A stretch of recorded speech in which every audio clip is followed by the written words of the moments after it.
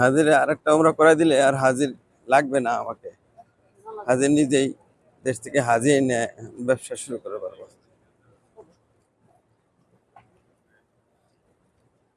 এখন সকল মানুষ মাসজিদুল হারামের দিকে যাচ্ছে। তাহাজ্জুদের সময় তাহাজ্জুদ করে একদম ফজর পর্যন্ত তারা অবস্থান করবে। দলে দলে মানুষ যাচ্ছে।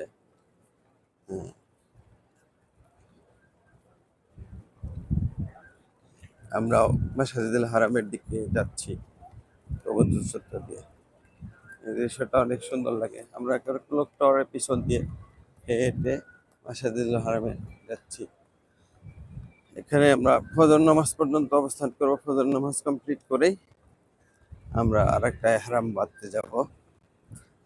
আমাদের আজকের প্ল্যানিং হচ্ছে হুদাইবিয়াতে যাব, ঐতিহাসিক স্থান হুদাইবিয়া। সবাই জানে হুদাইবিয়া ট্রিটির কথা, সারা মুসলিম জাতি জানে, সারা পৃথিবী জানে। মুসলিম জাতি হিসেবে প্রথম স্বীকৃতি পায় এই চুক্তির মাধ্যমে।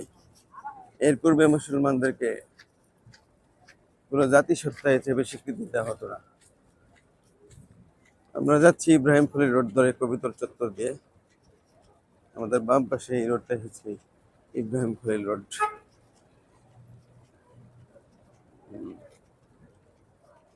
পৃথিবীর বিভিন্ন দেশের বিভিন্ন চেহারার, বিভিন্ন ভাষার, বিভিন্ন সংস্কৃতির, বিভিন্ন আকৃতির মানুষ, অপরূপ দৃশ্য। এখানে আল্লাহ তাআলা যাদেরকে আনে তারাই এই জিনিসটা দেখতে পায়।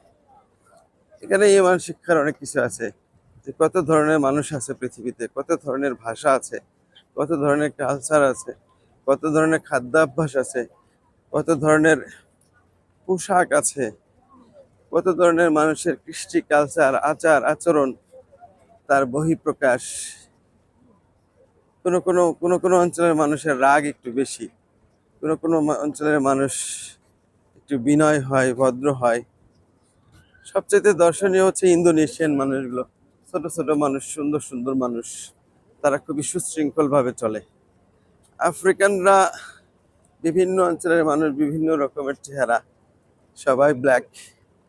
তবে আফ্রিকানরাও দল বেঁধে চলে ছোট ছোট দলে। ইন্দোনেশিয়ানদের দলগুলো বড় বড় থাকে। বাংলাদেশি হাজিদের মধ্যে এই একতার অভাব, তারা খুব বিচ্ছিন্ন ভাবে চলে। তারা পর্দাটা মেনটেন করে, খুব চেষ্টা করে, পর্দার ব্যাপারে খুব সচেতন, কিন্তু বিষয়টা হচ্ছে তাদের আচরণগত দিকটা অন্যদের মতো এত উন্নত নয়। কারণ আমরা নিজেদের ব্যাপারে তার খারাপ বলা যাবে না, তবে অন্যদের আচরণ থেকে, আচার আচরণ, ভদ্রতা, কৃষ্টি, কালচার থেকে আমরা অনেক পিছিয়ে। আমরা একজন আরেকজনকে কটাক্ষ করি, দেখতে পারি না। এটা আমাদের যেমন এখানেও রয়ে গেছে, দেশেও যেরকম রয়ে গেছে, আজ করেও আমাদের আচরণের কোনো পার্থক্য হয় না। এই কারণেই আসলে এটা আমাদের স্বভাবজাত বৈশিষ্ট্য।